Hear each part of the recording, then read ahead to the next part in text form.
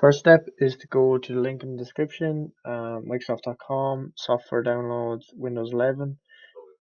Then you want to scroll down until you see create Windows 11 installation media, download it, then run it as an administrator, go next, change the language to whatever country you prefer, then plug in your USB, it should pop up there, click it.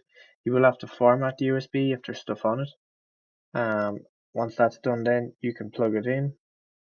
You need to know how to boot. I'll put it up here on the screen. Then you just click install. If you don't have the product key, just go I don't have a product key. We can always activate it later. Windows 11 Pro is the best to use. And just click accept and next.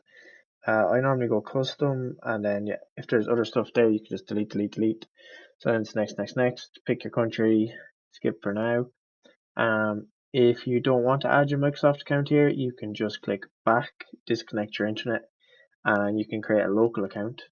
Call it admin, whatever you want to call it, and then next, turn off the privacy settings that you don't want on.